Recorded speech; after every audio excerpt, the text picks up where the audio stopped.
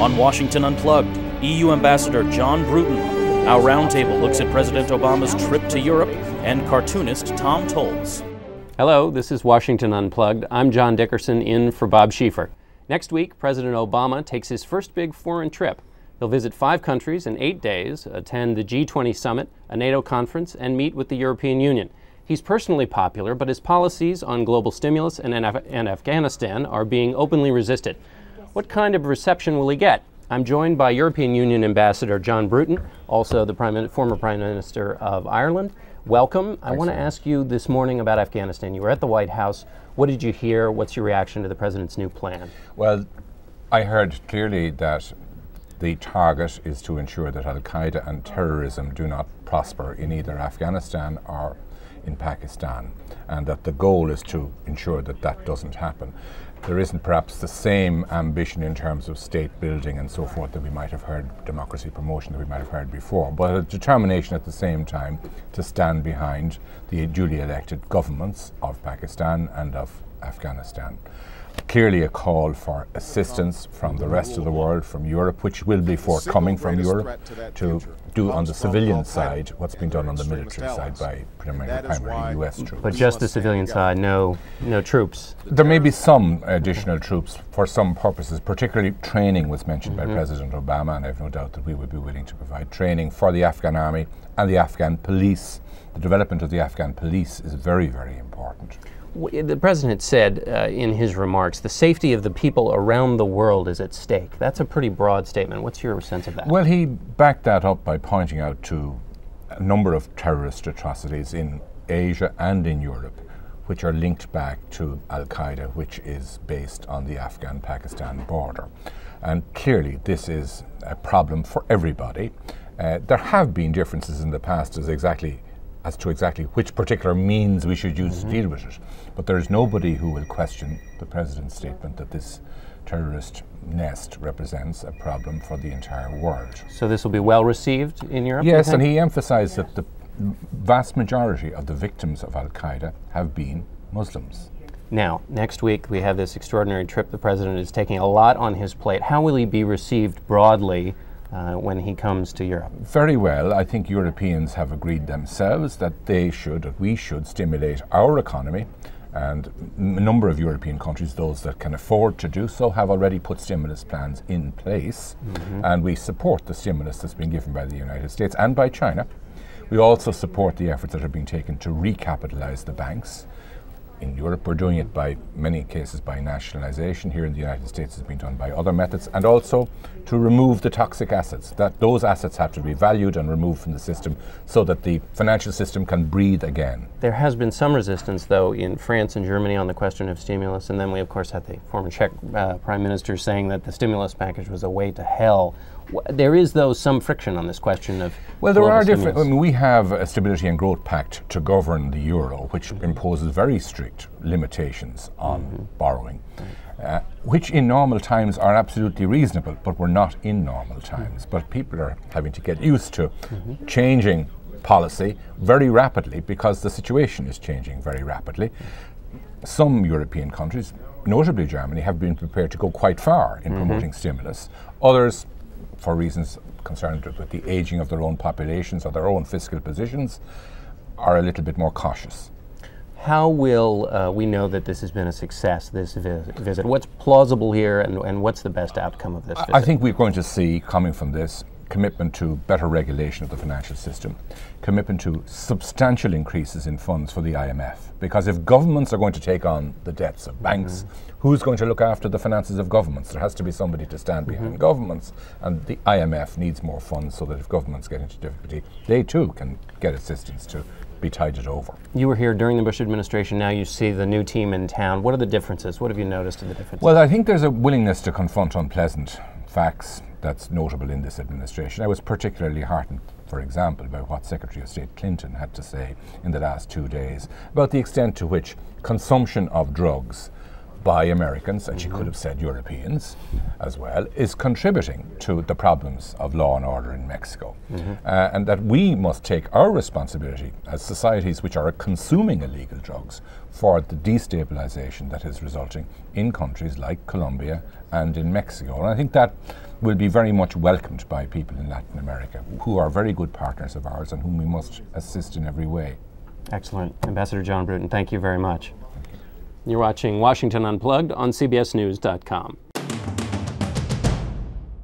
Welcome back to Washington Unplugged. I'm now joined by CBS News White House correspondent Peter Mayer and Politico.com's editor David Mark.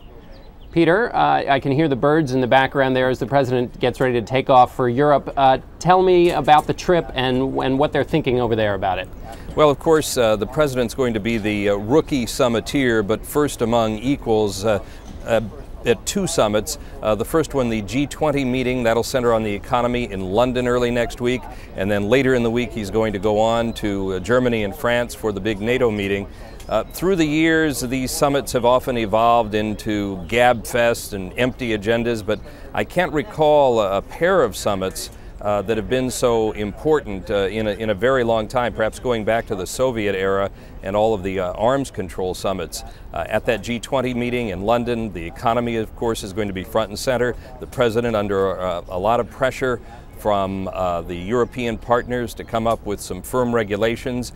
He'll be asking them for more economic stimulus, and the markets will be watching it all, and the long-term and short-term investors will be watching it all, and it could really shake the markets depending on whether they have lip service at that session or they come up with something solid. And then also, well, there's an interesting thing. In Europe, he's quite popular. He's gotten personally popular. He's gotten some pushback on his policies. There's the stimulus, of course, and then there's his announcement today on Afghanistan. How do you think that'll play? Well, that's going to be interesting. You know, he enjoys very high ratings. In fact, his ratings, his public approval ratings in places like England and France and Germany and other places on the itinerary are actually stronger than they are here, higher than they are here, up in the high 70s and low 80s in some of those places. But there will be some pushback in terms of more troops from those countries to go to Afghanistan. The U.S. increasingly in a go-it-alone position on that. And by the end of the year, there'll be over 60,000 U.S. troops there. And I don't think we're going to see the Europeans commit to additional troops, although England is hinting at it now that they may send a couple thousand more, but the others, not likely. David, there's a lot going on domestically as well. It's sort of funny to have international affairs intrude here. The president had a press conference this week, wasn't really asked any questions about it. Domestically, he started the week trying to pivot from the mess he inherited to the budget he's trying to sell. How do you do this week? Well, it's a work in progress. Probably the biggest obstacle, the biggest challenge the president faces now is from Democrats on Capitol Hill as much as Republicans. We saw the chairman of the Senate Budget Committee, Kent Conrad, essentially carve up his budget and say, you're not getting all the tax cuts you wanted, the ones you had proposed. We're going to change a bunch of other things. So he's got to deal with his own team as much as the opposition. That's right. So he got a little pushback from his own team. Then enter the Republicans. In the House, they put forward a budget, and the White House had quite a fun time pointing out that, as Robert Gibbs put it, there were more pictures of windmills in this budget than there were charts of numbers. There was only one picture of a windmill. Tell me the story about that Republican budget. Well, of course, this is all a bit of a straw man because in our system of government, it's not the opposition's responsibility to come up with a budget, but you would never know that listening to the White House. It's very politically savvy on that. Having said that, the Republicans kind of bought into this idea of having to put forward an alternative budget. There were some real rifts and splits developing here between House Minority Leader John Boehner, who was kind of fuzzy on the specifics, and some of the other House leaders who had very hard numbers they wanted to put forward. And we saw some internal dissension that was very fascinating to watch. Peter, what do you think in terms of the president being overseas for this long period, the mix in terms of foreign policy versus domestic policy? Is he now off the stage domestically? Do Republicans have a little room to run here? How are they going to balance that at the White House? Well, especially at that G20 meeting in London, John, it's going to be a real mix. I mean, these things are all intertwined. the U.S. economy very much on the line in every facet of that meeting.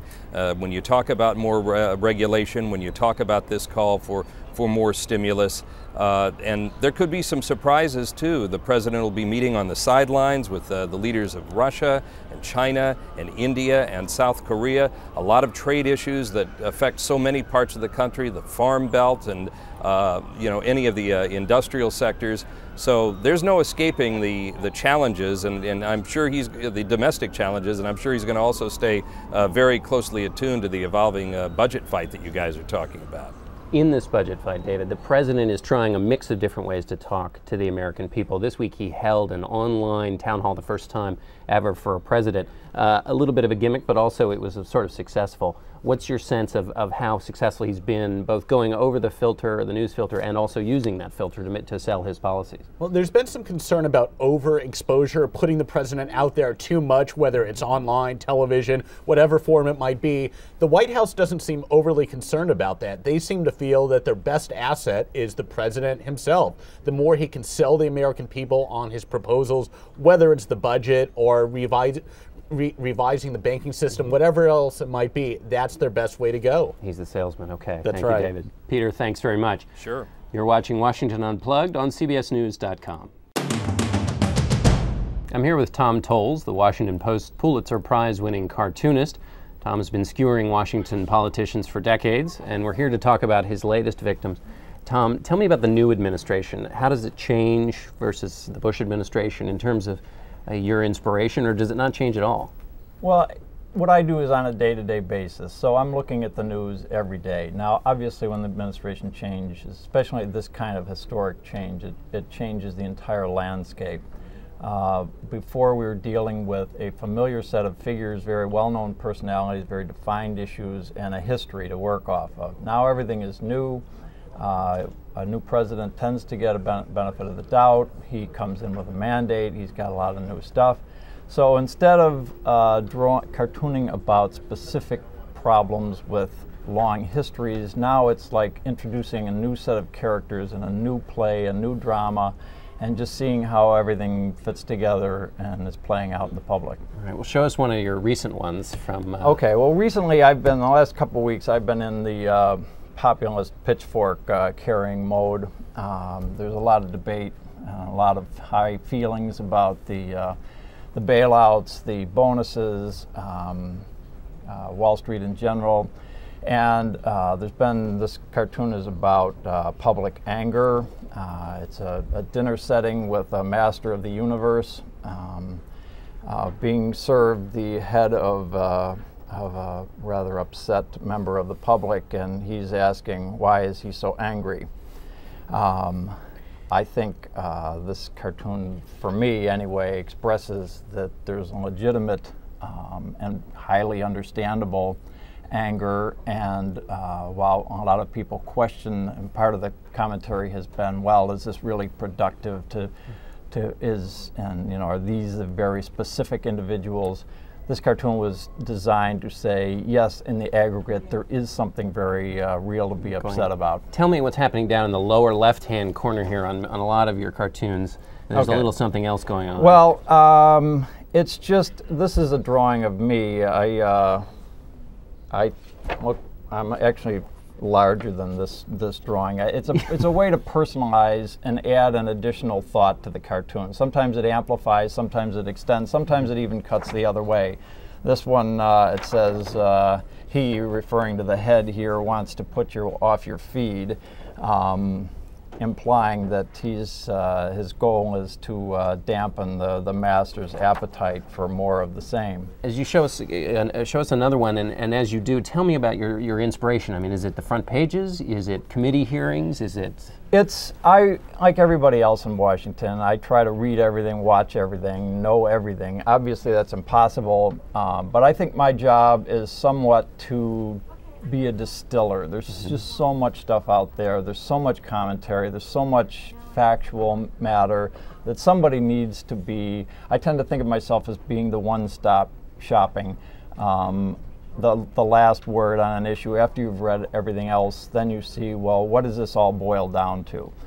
Now this one was, we've heard so much about too big to fail, and we're thinking, wow, are they too big to fail? How much do we need to give them? How much do we need to accommodate their needs and desires? This one, I turned it around to be more, I thought was the more significant side of that. Small enough to fail, and it's just an ordinary person who's lost his house, lost his 401k, lost his job, and he's sitting out in the rain. Now this one, I got a phone call from a guy in Baltimore, and he went on, and it's just exactly what a cartoonist wants to hear. He said, you know, there's so much analysis, there's so much technical explanation for things. Somebody needs to get to the way the thing actually feels for real people. And that's what this one was about. And he said in particular, aside from the rain falling on the poor guy, he loved the forlorn birds on the wire. It's a little touch like that that can sometimes convey the atmosphere of an idea. Since you do distill everything and you're poking at a lot of powerful people, has it ever gotten you in trouble? Pat Oliphant had an issue this week where the Anti-Defamation League was very outraged about one of his cartoons. Has that ever happened to you, and how do you walk that line? A cartoonist has to push the edge a little bit. If you pull back all the time, there's no edge, there's no fire, there's no passion. For me, I have had some firestorms. For me, it's always been exactly for the wrong thing. I did a cartoon the week that Princess Diana and Mother Teresa died in the same week. Princess Diana got all the coverage. I did a cartoon contrasting the beautiful princess dying, getting all the coverage, and just an elderly woman, and gee, why was it that, why do you suppose there was this divergence in coverage? And for some reason, a phone tree or an email tree got started that somehow turned the cartoon upside down and said that the point of the cartoon was that Mother Teresa did not deserve any attention because she was elderly and unattractive. Well, I got just hammered over that one.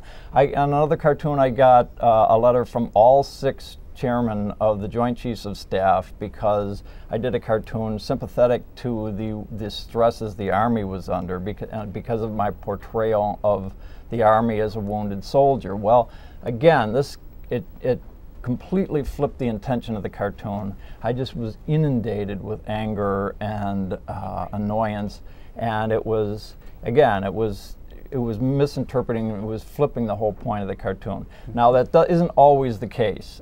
Sometimes cartoons are attacked, and rightly, for the overt intentionality that they're portraying.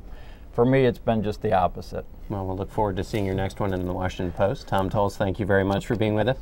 And thanks all of you for watching Washington Unplugged. We'll look forward to being with you next week here on CBSNews.com.